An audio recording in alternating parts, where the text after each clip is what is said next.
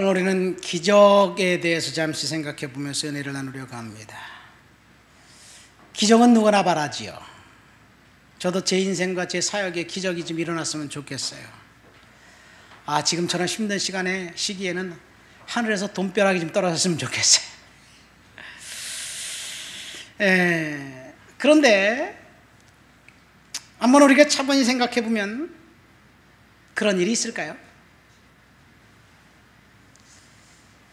소설 속에는 있겠지요. 우리 일상생활에는 그런 기적은 전혀 나타나지 않습니다. 왜냐하면 자연 법칙이 허용하지 않기 때문입니다. 허구의 세상 소설 속에는 나타납니다.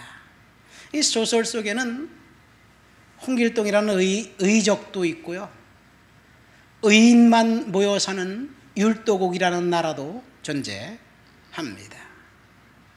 그러나 현실 인간 세계에는 그런 일이 결코 있지 않습니다. 왜냐하면 우리는 이타적이지 않고 이기적이기 때문에 그렇습니다.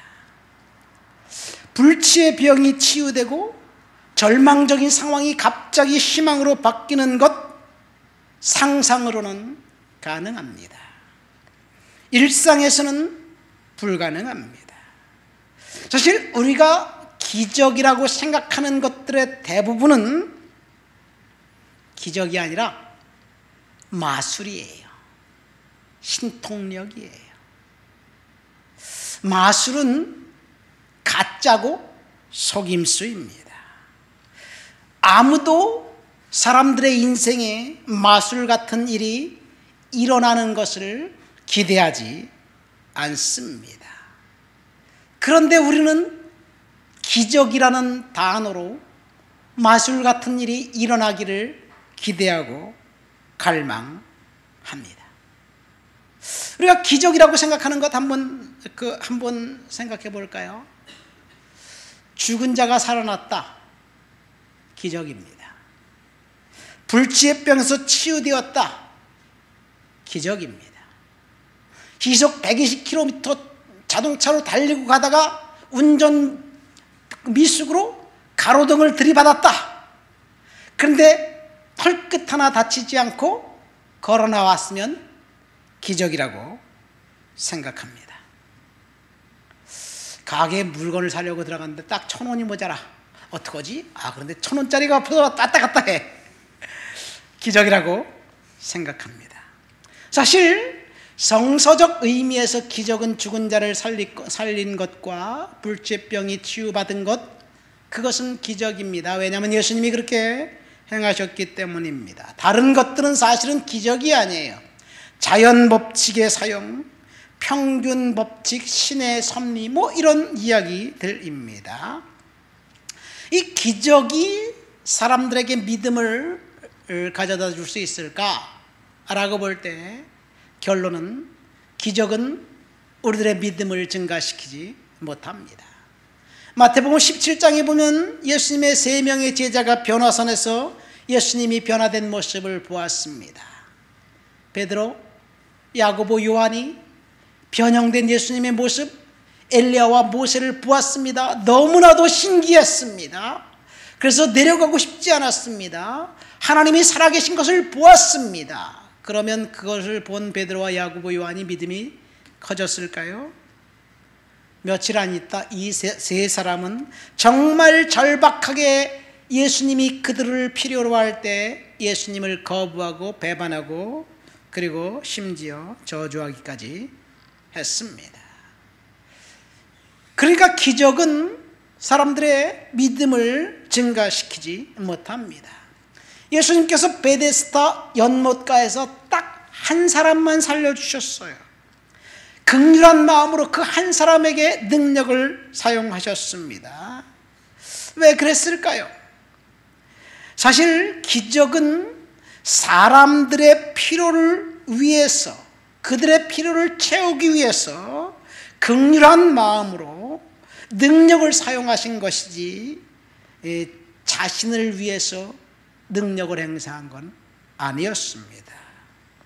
예수님이 기적을 행하셨어요. 그 기적을 통해서 자신을 드러내려고 한 것이 아니라 병든 자, 연약한 자, 그 사람들을 세워주기 위해서 기적이란 것을 사용하셨습니다.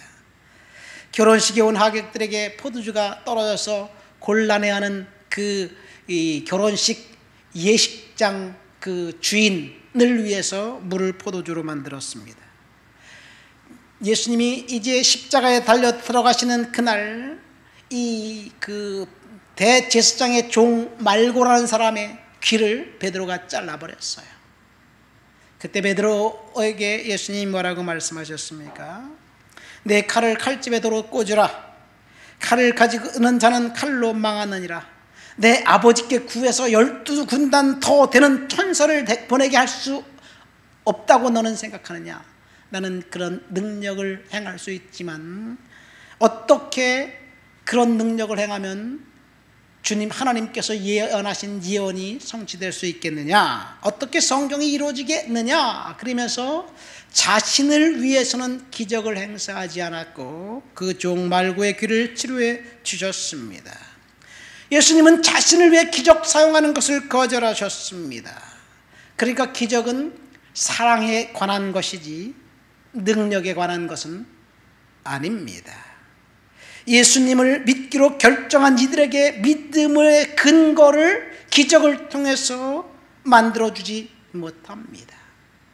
예수를 부인하기로 결정한 사람들에게는요, 기적조차도 통하지 않습니다.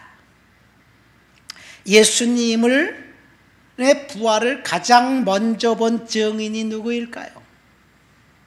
마리아와 여성들이라고 생각하는데 아닙니다. 그들보다 먼저 예수님의 부활하신 모습을 본 사람들이 있었어요. 목사님 아닌 것 같은데요? 있었습니다. 누굴까요? 로마 군병들이에요.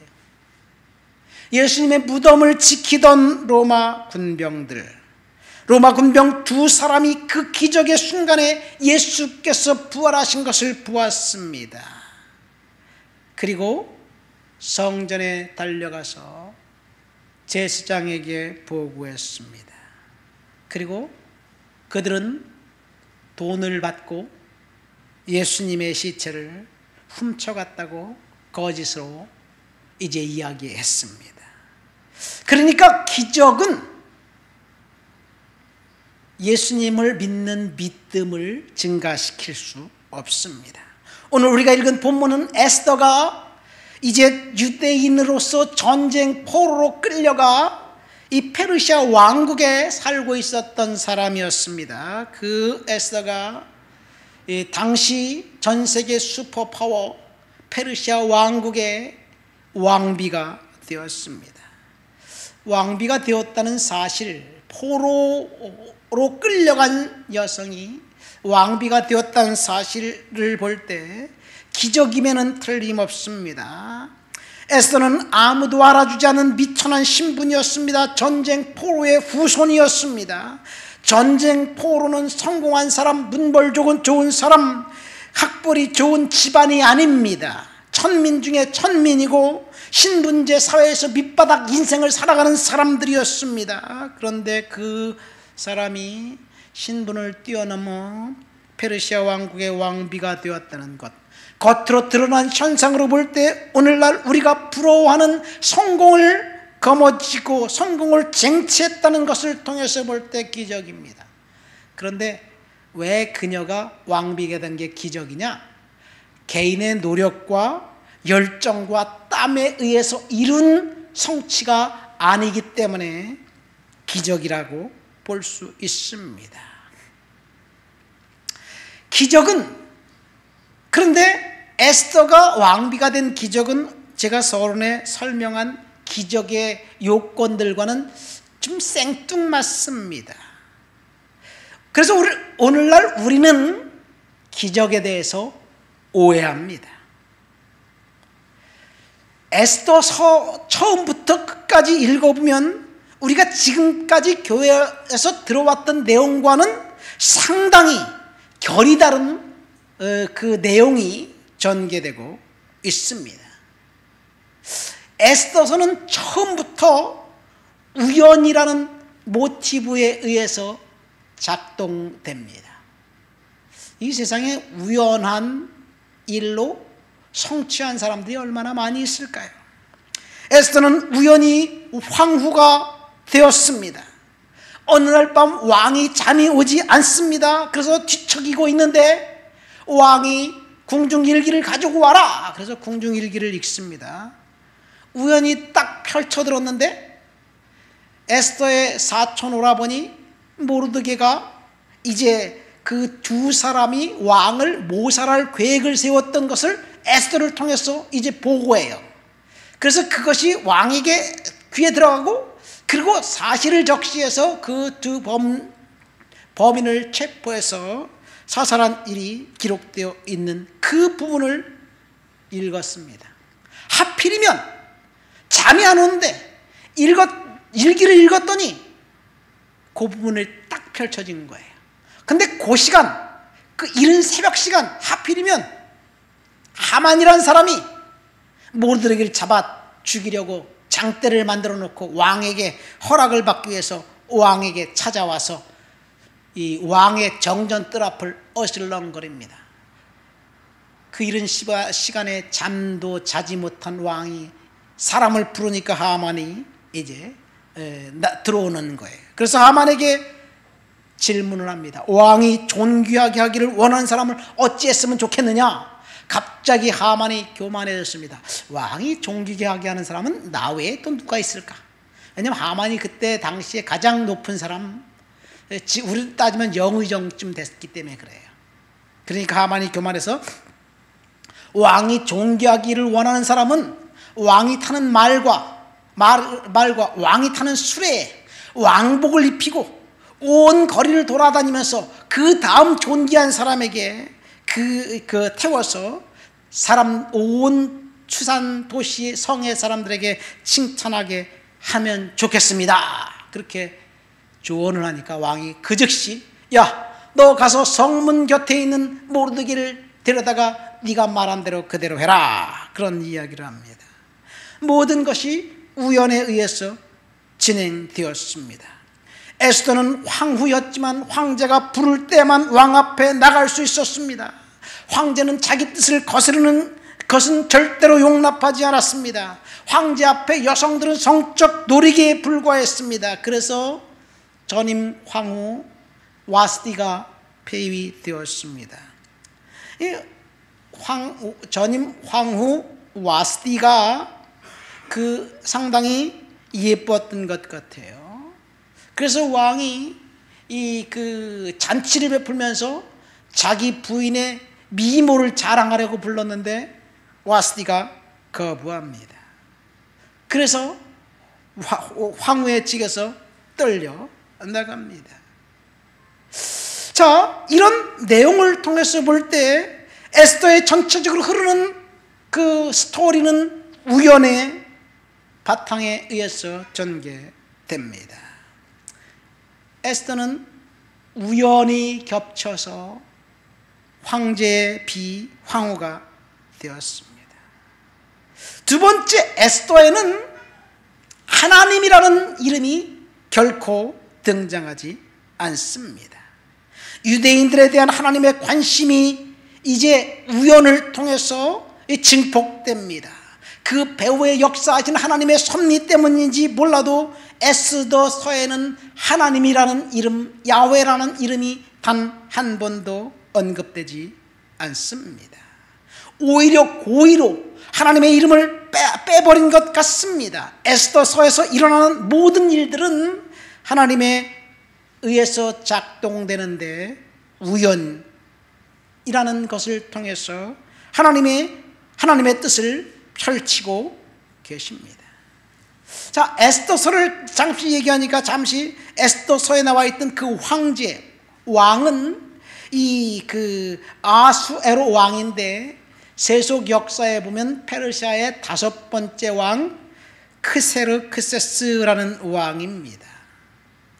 이 에스더가 이 왕비가 되었을 때는 유다인들이 바벨론의 포로가 되어 끌려간 지 한 100년 정도 지났을 때예요. 근데 그 사이에 어떤 일이 있었냐면요, 유다는 바벨론에 멸망당했고 한 50년 정도 지나고 난 다음에 바벨론이 페르시아에 의해서 멸망당해요. 그러니까 페르시아가 왕국, 그 고대 근동에 바벨론이 통치하던 모든 제국들을 다 이제 접수해서 왕국이 바뀝니다.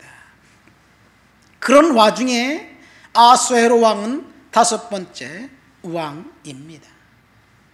이 페르시아가 그 바벨론을 이제 그 멸망시키고 대제국의 그 왕국의 주인이 되었을 때, 페르시아, 성경에 보면 바사라는 나라예요. 바사의 초대 황제 고레스가 칙령을 내려서 유대인들은 본국으로 돌아가라, 그렇게 명령합니다. 본국으로 돌아가라고 명령할 때 2가지를 함께 이야기해요. 돌아가라, 가서 성전을 건축해라. 성전을 건축하고 거기서 황제와 황제의 자녀들을 위해서 너희가 기도해라, 그런 이야기를 합니다. 그러니까 유대인들이 돌아가서 성전을 건축하는데 페르시아에서 준 물자와 재물들, 모든 것들을 가지고 성전을 건축하게 됩니다. 어쨌든 에스더서는 이 이스라엘 백성들이 예루살렘에 첫 번째로 귀환한 지 약 59년이 정도 지나고 난 다음에 있었던 일입니다. 첫 번째 귀환했던 그 백성들이 돌아가서 성전을 건축하다가 성전 건축을 중단해요.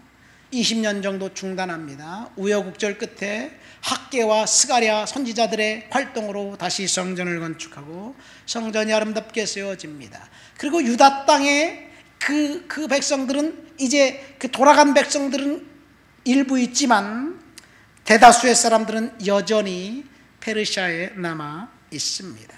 어쨌든 이 에스더는 그 아수에로 왕의 왕비가 되었고, 그 다음에 느헤미야에 나오는 그 왕 아닥사스다 왕은 아수에로 왕 크세르크세스의 아들입니다. 그러나 그 아들 때는 아닥사스다가 에스더의 아들이라는 그 증거는 어디에도 찾아볼 수 없습니다. 오늘 저는 에스더의 이야기를 통해서 기적에 대한 이야기, 기도 응답에 대한 이야기를 하고 있어요. 에스더에 나온 응답과 그 기적은 철저히 우연에 의해서 일어납니다.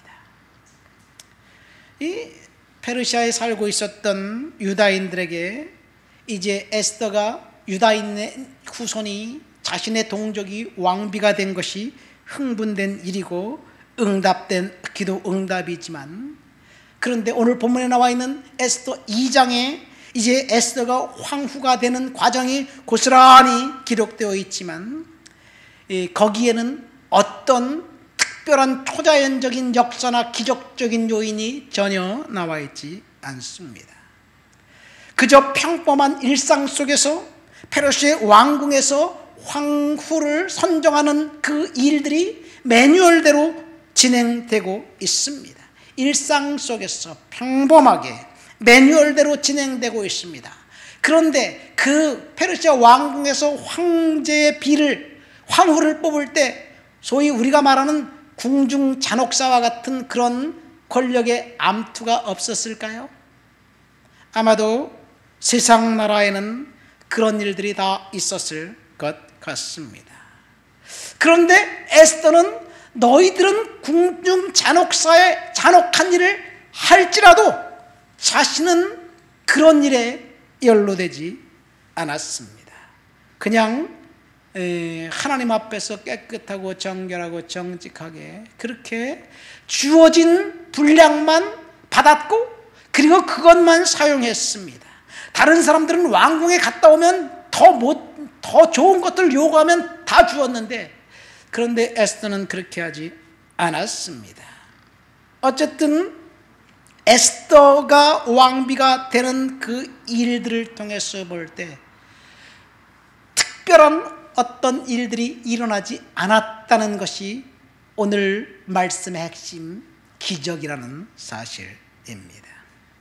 여러분, 우리 일상 가운데 아무런 일이 일어나지 않을 때, 우리가 기도하지만 기도했던 것에 대한 응답의 조짐이 없을 때, 그때 하나님이 역사하신다는 사실을 에스더를 통해서 저와 여러분들에게 알려주고 계시다는 사실을 믿으시기를 예수님의 이름으로 축원드립니다. 에스더에 보면 아무 일도 일어나지 않았습니다. 그러나 하나님께서 역사를 주관하고 계셨기 때문에 전임 왕후 와스디가 폐위되는 과정을 통해서 하나님의 뜻과 작정을 우리는 간접적으로 보게 됩니다. 왜 전임 황후 와스디가 이제 폐위되었습니까? 아마도 성경에 나와 있지 않지만 그녀는 너무나도 오만했고 교만했습니다. 자신의 권력의 그 힘취에 있었습니다. 또 다른 면에서 보면 페르시아 왕국의 정치에 대해서 잘 몰랐던 것 같아요. 자기 남편 왕의 성정에 대해서 잘 몰랐던 것 같아요. 그냥 오만하고 교만하기만 했습니다. 그런데 그 오만과 교만이 스스로의 무덤을 팠다는 것, 그래서 그녀는 왕후의 자리에서 폐위되고 또 다른 여성 에스더에게 하나님의 은혜가 임한 거예요. 이것이 저와 여러분들에게 하나님 주시는 경고입니다. 우리가 하나님을 의식하고 겸손하고 거룩하고 성결하게 살아야 되는데, 때때로 우리는 아무것도 아닌 일을 가지고 오만하고 교만할 때 하나님이 와스디를 통해서 저와 여러분들에게 주시는 경고입니다. 와스디의 일상은 오만과 교만이 그녀의 일상이었습니다. 그렇게 살아가다 어느 날 사탄의 올무에 걸려들었고 황후 자리에서 떨려났습니다. 저와 여러분들의 일상이 하나님 앞에 겸손하고 정결하고 정직하지 않다면 우리들도 하나님 사탄의 공격에 맞부딪힐 때가 있다는 사실을 알게 되어야 될 줄 믿습니다. 두 번째, 그 에스더를 통해서 주는 교훈은 축복은 준비된 자에게 부지부식간에 우연처럼 찾아온다는 것이에요. 본문에 보면 에스더가 특별히 더 아름다웠다, 황후로 선택할 만한 특별한 무엇이 있었다라고 보이지가 않습니다. 그냥 모든 것이 일상적으로 매뉴얼대로 진행되고 있습니다. 요즘 그 매뉴얼이라는 말이 그 회자되잖아요. 정치 내년 이제 4월달에 총선이 있기 때문에 이 국회의원 후보는 매뉴얼대로 그 선정합니다. 누구파, 뭐 친윤이냐 친한이냐, 친명이냐 뭐 친문이냐, 이런 거 따지지 않고 매뉴얼대로 하겠다, 그렇게 이야기해요. 그러나 세상 나라는 매뉴얼 따로, 자신의 마음 따로예요. 왕비를 선정하는 과정을 보면 1년 12달 동안 모든 후보들에게 공정한 대우를 받고 있습니다. 그리고 매뉴얼대로 진행됩니다. 거기에 청탁이나 비리가 왜 없었겠습니까? 13절 말씀 보면 후궁으로 선정된 처녀가 왕궁에 나갈 때 구하는 것들을 다 주었다는 말은 그것에서 살벌한 경쟁이 벌어졌다는 이야기이기도 합니다. 자기를 돋보이게 하기 위해서 무엇을 구하든지 다 주었어요. 그런데 그것은 다른 말로 하면 권력 암투가 있었다는 것이라고 볼 수도 있습니다. 그러나 에스더는 청탁을 몰랐습니다. 정한 것 외에 구하지 않았습니다. 에스더는 인간적인 실수와 계략을 가지고 승부를 걸지 않았다는 이야기입니다. 모든 것을 하나님께 맡겼습니다. 오늘 저와 여러분들에게 하나님이 주시는 교훈이에요. 우리가 우리의 일상을 하나님 앞에 맡겨야 되는데 우리는 다른 것에 관심이 있습니다. 그렇죠.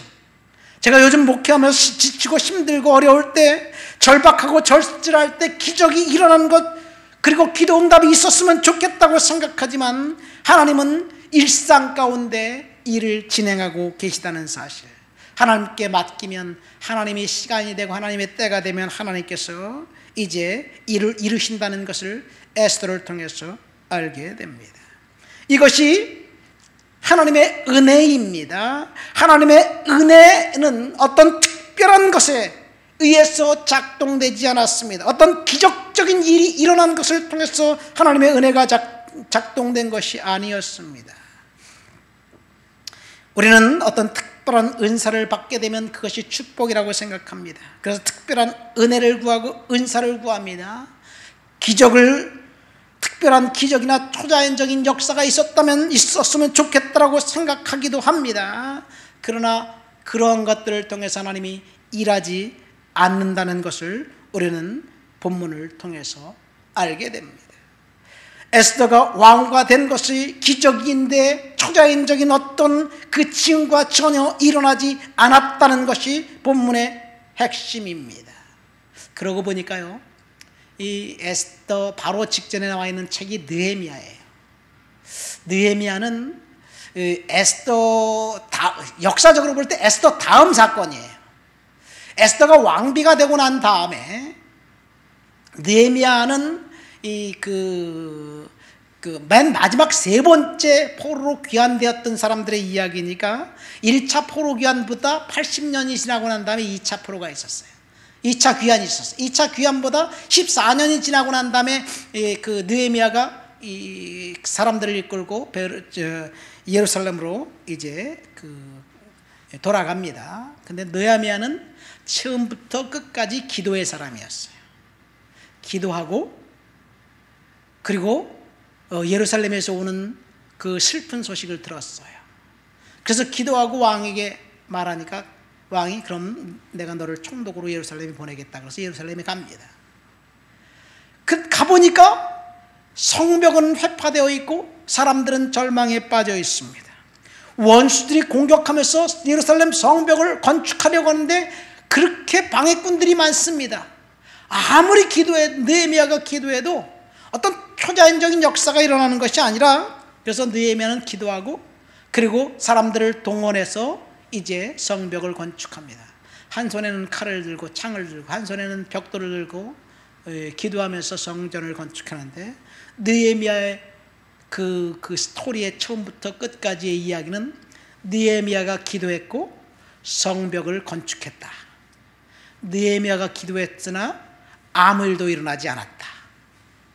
정말 느헤미야는 처음부터 끝까지 기도의 사람이었는데 그 느헤미야가 기도할 때는 아무 일도 일어나지 않았습니다. 여러분, 엘리야 선지자가 기도할 때는 하늘에서 불이 떨어졌어요. 그리고 제단에 불을 태우고 그 다음에 기적이 일어나고 또 3년 6개월 동안 비가 오지 않고 기도하니까 비가 오고 놀라운 일이 일어났습니다. 근데 느헤미야가 기도할 때는 아무 일도 일어나지 않았어요. 그러나 시간이 지나고 보니까 예루살렘 든든한 성벽이 건축되어 있었습니다. 에스더가 하나님 앞에서 선정될 때 기적적인 일이 아무 일도 일어났지 않았지만 하나님은 에스더를 세워서 페르시아에 살고 있었던 유다인들을 견고한 하나님의 백성으로 세워주셨습니다. 에스더가 왕비가 되었을 때 이 시간적으로 보면 첫 번째 포로로 귀환했던 사람들보다 59년 이후의 일입니다. 그러니까 이 첫 번째 포로로 귀환된 백성들과 두 번째 포로는 80년 시간이 견과돼요.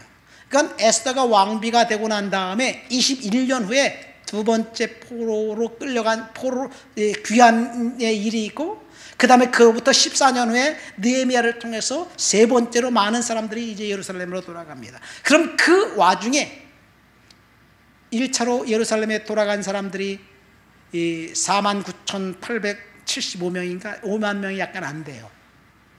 그들이 예루살렘에서 정착하면서 성전을 건축하고 그 다음에 힘들고 어렵게 살고 있을 때, 희망이 없고 비전이 없고 낙심하고 절망하고 있을 때 페르시아 본국에서는 유다인 왕비가 등극해서 든든한 지원군 역할을 해주고 있는 거예요. 그래서 에스더 왕비의 활약 덕분에 21년 후에 두 번째 그 다음에 35년 후에 세 번째로 포로 귀환의 역사가 있습니다. 하나님께서 에스더를 사용하신 거지요. 여러분, 이것이 에스더의 속에 나타난 기적과 기도 응답의 이야기입니다. 하나님이 저와 여러분들의 삶 속에 강력하게 깊숙하게 개입하고 계시다는 사실을 우리들은 에스더를 통해서 알게 됩니다. 오늘 우리는 페르시아 왕국의 왕후가 쫓겨나고 새로운 왕후 에스더가 선장된 그 상황을 통해서 기도 응답과 기적에 대한 오해라는 제목으로 설교를 듣고 있습니다. 에스더에서는 한 번도 하나님의 이름이 언급되지 않고 우연에 의해 작동되는데 그것이 하나님의 기적이었다는 것. 여러분, 이것이 에스더의 스토리입니다. 오래전에 이 미국 그 캘리포니아 파사데나의 풀러 신학교라는 신학교가 있어요. 그 신학교에서 특별한 과목이 있었는데 MC 510이라는 기적과 교회 성장이라는 강좌가 있었습니다. 한국 사람들에게 잘 알려진 피터 와그너 박사가 그분이 이제 남미에서 선교사로 갔다가 다시 돌아와서 그 강좌를 진행하고 있었어요. 강의를 하면서 학생들에게 강의 뒷부분에 귀신을 쫓아내고 그 다음에 치유하는 것을 실습하는 시간이 있었습니다. 강의실에서 목회자가 되고 싶어하는 학생들에게 강의를 듣고 기적에 대한 믿음에 대한 강의를 듣고 실제로 축사하고 치유하는 그런 역사를 실습을 하고 있었던 거예요.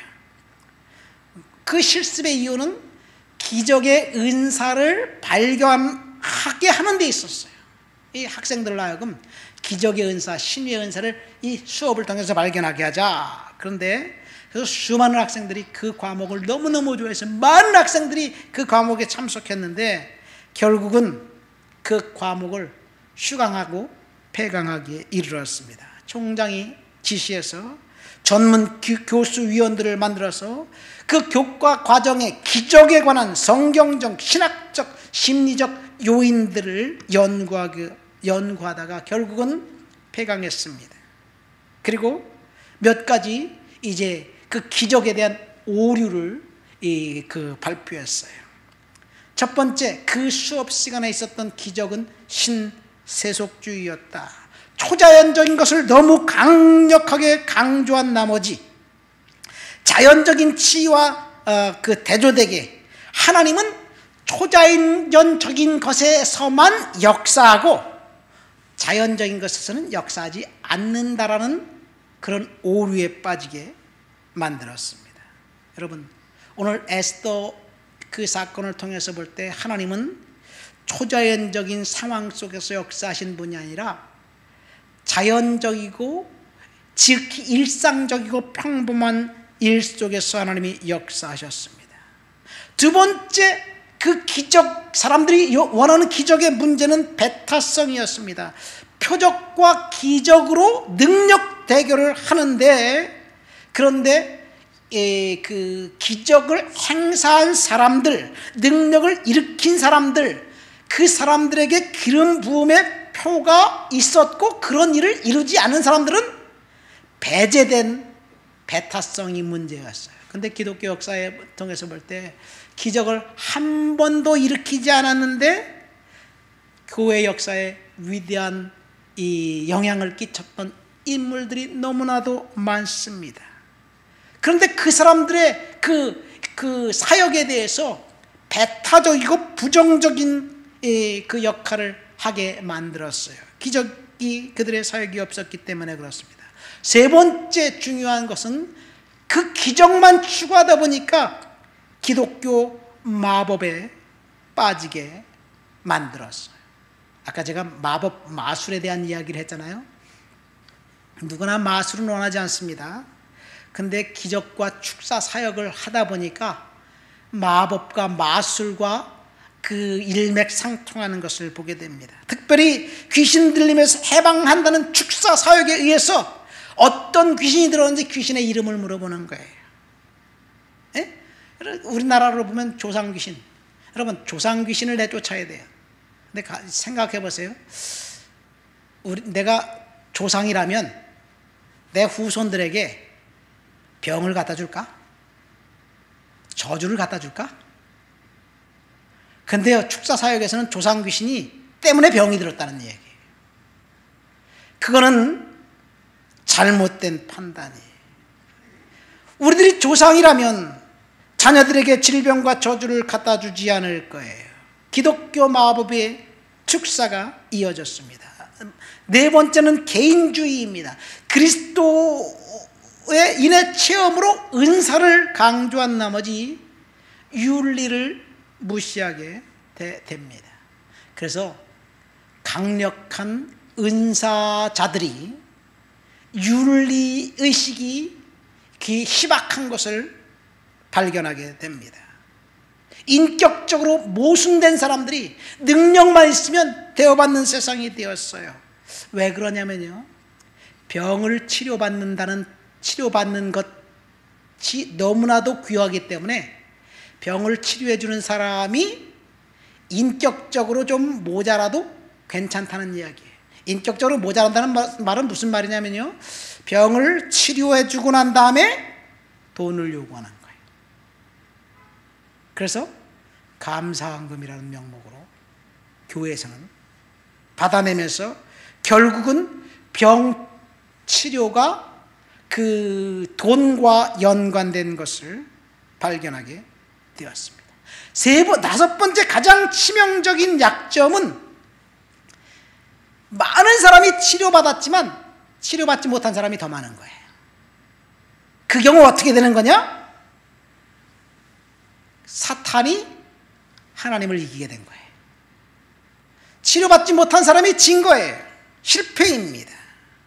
그러니까 질병이 치유되지 않는다면 사탄이 이긴 것인가 하는 질문이 돼도 됩니다. 결국은 사탄이 이긴 것이 되는 거예요. 그래서 그 강의는 폐강되었습니다. 그렇지만 오늘날 전 세계 교회에 이런 은사주의 운동이 제3의 물결이라는 이름으로, 신사도 운동, 비냐도 운동이란 이름으로 많은 추종자들을 만들고 교회들이 따르고 있습니다. 영적 전쟁, 특별히 에베소서 6장에 나와 있는 영적 전쟁, 하나님의 전신갑주를 입으라는 말은 모든 성도들이 무장해야 될 무장이지 그 전신갑주를 입고 사탄을 축출하기 위한 그 무기가 아니라는 것을 알게 됩니다. 말씀을 맺습니다. 오늘 우리는 에스더 사건을 통해서 그 기적과 기도 응답에 대한 오해에 대해서 잠시 생각해 보면서 은혜를 나눴습니다. 우리는 기적하면 뭔가 초자연적이고 그리고 강력한 능력이 나타난 것만 생각합니다. 그런데 그 초자연적이 강력한 역사는 사실 우리의 일상에서 나타나지 않습니다. 마법사의 세계에서 나타날 수 있을지 몰라도 저와 여러분들의 일상에서 나타나지 않습니다. 우리의 일상이 하나님의 은혜 가운데 있다면 저와 여러분들의 삶 속에서 아무런 일이 일어나지 않는다 할지라도 그것이 하나님이 저와 여러분들을 간섭하시는 것이라면 그것이 기적이고 그것이 축복이라는 사실을 믿으시기를 예수님 이름으로 축원드립니다. 우리 다 같이 말씀을 생각하며 다 같이 통성으로 기도합니다. 하나님 아버지 감사합니다. 오늘도 믿음으로 은혜로 살아갈 수 있도록 도와주시옵소서, 지켜주옵소서, 역사해 주옵소서. 다 같이 통성으로 기도합니다. 하나님 아버지 감사합니다. 오늘도 주님 앞에 나와 주를 높여드리고 주를 찬양하고 주를 예배합니다. 성령의 능력과 충만과 거룩한 역사가 나타나고 드러나도록 주여 도와주시옵소서. 믿음으로 살아갈 수 있도록 도와주옵소서. 능력으로 살아갈 수 있도록 주께서 역사해 주옵소서. 성령께서 만져주옵소서. 우리 좋은 육계 성도들이 일상 속에서 하나님의 섭리를 경험하고 하나님의 함께 하심을 경험하고 하나님의 능력을 경험하고 은혜를 경험할 수 있도록 도와주시옵시고 하나님 영광 가운데 살아갈 수 있도록 주여 도와주시옵소서. 주를 높여드립니다. 예수님 이름으로 기도합니다. 아멘.